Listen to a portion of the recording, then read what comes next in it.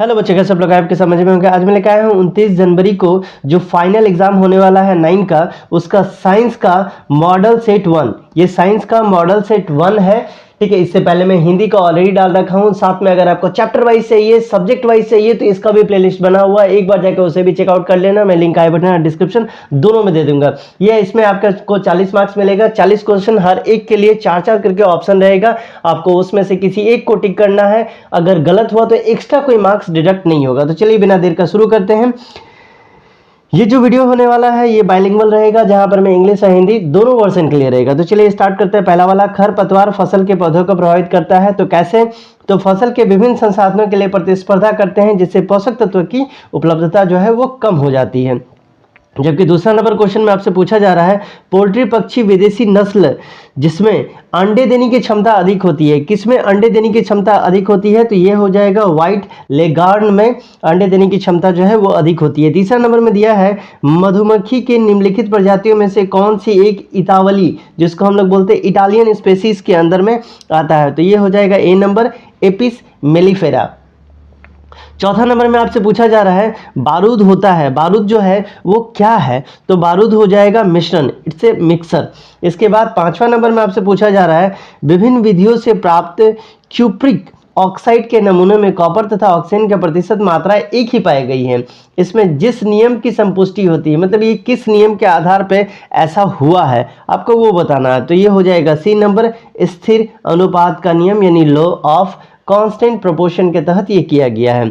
छठा नंबर है, प्रोटॉन का द्रव्यमान इलेक्ट्रॉन का द्रव्यमान से कितना गुना अधिक होता है? तो ये हो जाएगा बी नंबर, लगभग 2000 गुना। इसके बाद 7 नंबर में दिया गया है एक फिगर, आपको ये फिगर को देख के बताना है दूरी समय ग्राफ का चाल का मान क्या है। तो देखिए यहाँ से ये इस हिसाब से मूव कर रहा है, तो इसका आंसर हो जाएगा 8 मीटर पर सेकेंड। कैसे हो जाएगा? 8 मीटर पर सेकेंड। यहाँ देखिए, यहाँ दिया हुआ है 32 और यहाँ दिया हुआ है 4। जब आप इसको कट करेंगे तो 8 आएगा। अगर इस तरह का फिगर दिया जाए तो आप ऐसे इसको सॉल्व करेंगे।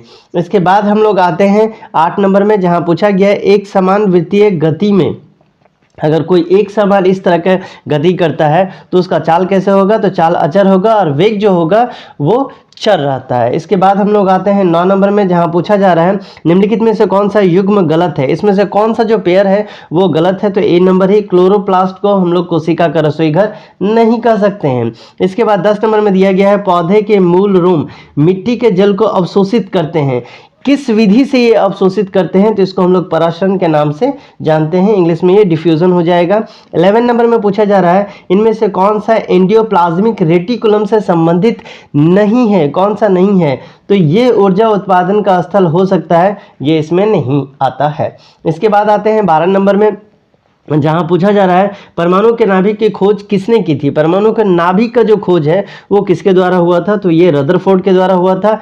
13 नंबर में है, वैसे तत्व जिनकी परमाणु संख्या समान परंतु परमाणु द्रव्यमान जो है वो भिन्न होता है, तो उसको हम लोग क्या कहते हैं? तो ये समस्थानिक, जिसको आइसोटॉप्स के नाम से हम लोग जानेंगे, ठीक। इसके बाद 14 नंबर में पूछा गया है, कक्षा 3, ठीक है, एम सेल में अधिकतम कितने इलेक्ट्रॉन हो सकते हैं? आपको तो ये वाला गोला ठो याद होगा, इस तरह करके 3 ठो रहता है, के एल एम ऐसे करके दिया जाता है। तो एम सेल में अधिकतम कितना हो सकता है, आपको ये बताना है। तो 14 को हो जाएगा सी नंबर, 18। पहला वाला में 2, दूसरा वाला में 8 और तीसरा वाला में 18, ऐसे करके इसका मूवमेंट जो है वो होता है। 15 नंबर में पूछा गया है, यदि गति करने के लिए एक स्वतंत्र 1 किलोग्राम द्रव्यमान की किसी वस्तु पर 1 N का बल लगाया जाए तो वह क्या होगा? तो वो क्या हो जाएगा? 1 मीटर पर सेकेंड के त्वरण के से गतिशील होगा। इसके बाद आते हैं 16 नंबर में, जहां पूछा गया जड़त्व का गुण, इसमें से कौन सा जड़त्व का गुण को दिखाता है? तो प्रत्येक वस्तु में होता है, कोई ऐसा वस्तु नहीं है जहां पर में आपको देखने नहीं मिलेगा। 17 नंबर में दिया गया है कि 6 केजी द्रव्यमान की गेंद को 4 मीटर पर सेकेंड का त्वरण उत्पन्न करने के लिए कितने बल की आवश्यकता होगी? यानी आपसे यहाँ पर में फोर्स पूछा जा रहा है कि इसमें कितना फोर्स लगेगा। तो यहाँ पर में सीधा हिसाब है कि 6 को 4 से मल्टीप्लाई कर दो, 6 × 4 मतलब 24। तो बी नंबर जो है इसका आंसर जो है वो सही हो जाएगा, 17 का बी नंबर। 18 नंबर में पूछा जा रहा है, जाइलम किससे बना होता है? जाइलम किससे बना होता है? तो टेडिकेट्स एंड वाहिका, ये दोनों से बना होता है, ट्रैकिड्स इसको बोला जाता है। इसके बाद आते हैं 19 नंबर में, जहां पूछा जा रहा है टेंडन एक संरचना है जो जोड़ती है। ये टेंडन जो है किसको जोड़ती है? तो एक मांसपेशी को हड्डी, मांसपेशी और हड्डी के बीच वाला जो पार्ट हो रहा है उसी को टेंडन बोला जा रहा है। 20 नंबर में बोला जा रहा है एक व्यक्ति दुर्घटना का शिकार हुआ जिसमें हाथ की 2 लंबी हड्डियां उखड़ गई। इसमें कौन सा संभावित कारण हो सकता है? इसका टूटने का जो कारण है आप क्या कह सकते हैं? तो इसका क्या हुआ था? तो लिगामेंट जो है वो टूट गया था। इसके बाद आते हैं 21 नंबर में, जहां पूछा जा रहा है किसी तत्व के परमाणु के नाभिक द्रव्यमान की संख्या 23 है, उसमें 12 न्यूटन है, तत्व का परमाणु संख्या जो है वो आपको बताना है कितना होगा।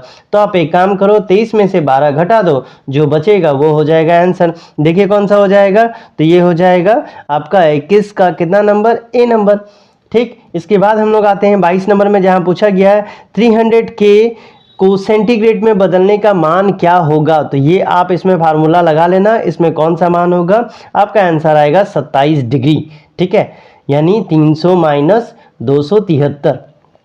इसके बाद 23 नंबर में पूछा जा रहा है कि 96 ग्राम कार्बन में मोलों की संख्या जो है वो आपको बताना है। 96 ग्राम कार्बन में मोलों की संख्या कितनी होगी? तो ये हो जाएगा 8, क्योंकि 96 डिवाइडेड बाय 12 तो 8 आता है। अब मैंने 12 कहाँ से लिया है ये आप कमेंट में बताएंगे।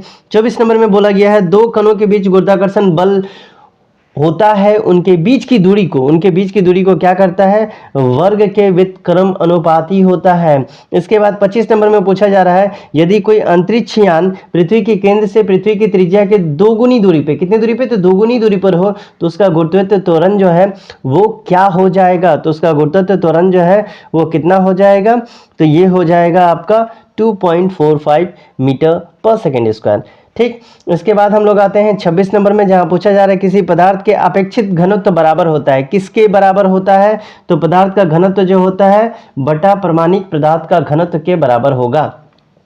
27 नंबर में पूछा गया है लिनियस द्वारा विकसित नामांकन प्रणाली जो है वो क्या है? तो ये हो जाएगा सी नंबर, द्विपदीय, जिसको बायोनोमियल के नाम से हम लोग जानते हैं। 28 नंबर में पूछा जा रहा है वर्गीकरण की मूल इकाई क्या है, यानी क्लासिफिकेशन किस बेसिस पे किया जाता है? तो ये प्रजाति के बेसिस यानी स्पीसीज के बेसिस पे किया जाता है। 29 नंबर में पूछा गया है एंजियोस्पर्म पौधे की विशेषता है। क्या विशेषता है एंजियोस्पर्म पौधे की? तो इसका विशेषता क्या हो जाएगा? ये हो जाएगा बी नंबर, फल में बंद बीज। 30 में पूछा गया कैल्शियम हाइड्रोक्साइड का रासायनिक सूत्र क्या है? तो CaOH2 जो है इसका रासायनिक सूत्र हो जाएगा। 31 नंबर में आपसे पूछा जा रहा है अपने सिर पर 20 केजी का बक्सा उठाए कोई कुली क्षैतिज प्लेटफॉर्म पे 10 मीटर चलता है, तो गुरुत्वाकर्षण बल के विरुद्ध कुली के द्वारा किया गया कार्य क्या होगा? 0, क्योंकि 90 डिग्री में जब कोई चीज उठाया जाता है तो यहाँ पे जी का वैल्यू सीधा 0 में काउंट होता है। 32 में पूछा जा रहा है 1 किलोग्राम वस्तु की गतिज ऊर्जा 1 जूल होगी, तब होगी जब इसकी चाल जो होगी, तब इसकी चाल जो है वो क्या हो जाएगी? तो चाल जो है वो क्या हो जाएगा? 1.44 मीटर पर सेकेंड। इसके बाद हम लोग आते हैं 33 में। 32 में कौन सा फार्मूला में लगाया ये आप कमेंट में बताएंगे। 33 में पूछा गया है यदि 2500 जूल कार्य करने में एक मशीन को 5 सेकंड का समय लगता है तो उसकी शक्ति यानी उसका जो पावर है वो आपको P बताना है कि P उसका क्या होगा? तो 0.5 किलोवाट। आप इस जूल को पहले किलो जूल में कन्वर्ट करेंगे, जो आएगा उसको 5 से डिवाइड कर देंगे। इसके बाद आते हैं 34 नंबर, जहां पूछा जा रहा है निम्नलिखित में से कौन सा कालाजार का कारण है? कौन सा कालाजार का कारण है आपको वो बताना है। तो ये हो जाएगा लिस्मेनिया। इसके बाद 35 में पूछा जा रहा है एक संक्रामक रोग किसके कारण होता है? किसके वजह से संक्रामक रोग होता है? तो रोगजनक, जिसको पैथोजन भी बोलते हैं। इसके बाद 36 में है एक स्टेथोस्कोप में हृदय की धड़कन की ध्वनि स्टेथोस्कोप नली में गमन करती है, तो किस वे से ये गमन करती है वो बताना है। तो नली में बारंबार परावर्तन के द्वारा, ये हो गया उसका नली और ये हो गया उसका परावर्तन, इस तरह से वो टकराते हुए जाती है, इसलिए ये साउंड हो ज़्यादा बूम करता हुआ आपको सुनाई पड़ता है। 37 में स्पष्ट प्रतिध्वनि सुनाई पड़ने के लिए ध्वनि का परावर्तन करने वाली सतह से श्रोता को कम से कम कितनी दूरी पर होनी चाहिए? कितनी दूरी पर होनी चाहिए? तो बी नंबर 17.2 मीटर पे। 38 में पूछा गया निम्नलिखित में से किस माध्यम से ध्वनि की चाल जो है सबसे ज्यादा होगी? तो ध्वनि की चाल अगर आपसे पूछा जाएगा तो ये हमेशा सॉलिड यानी स्टील में सबसे ज्यादा होगा। किसमें सबसे कम होगा आप कमेंट में बताएंगे। 39 में पूछा गया सौर विकिरण गर्म करता है। सौर विकिरण किसको गर्म करता है? जल निकायों की तुलना में भूमि को अधिक तेजी से गर्म कर लेता है। 40 में पूछा जा रहा है ऑक्सीजन का मुख्य रूप से वायुमंडल में वापस आता है। ऑक्सीजन वायुमंडल में कैसे वापस आता है? तो प्रकाश संश्लेषण के द्वारा ऑक्सीजन जो है वायुमंडल में फिर से वापस आ जाता है। तो ये है आपका सेट 1, ठीक है। साइंस का हिंदी का सेट ऑलरेडी डाला हुआ है, बहुत जल्दी और सारा का सारा सेट आपको मिल जाएगा। सब्जेक्ट वाइज आपको चाहिए तो आप प्लेलिस्ट में जाकर के चेक कर लेना, जो आपको आई बटन और डिस्क्रिप्शन दोनों में जिसका लिंक मिल जाएगा, वहां से आप देख सकते हैं सबका अलग अलग चैप्टर वाइज बना हुआ है, तो उसे भी आप एक बार कंसीडर कर सकते हैं। मिलते हैं अगले वीडियो में, तब तक के लिए bye bye and take care.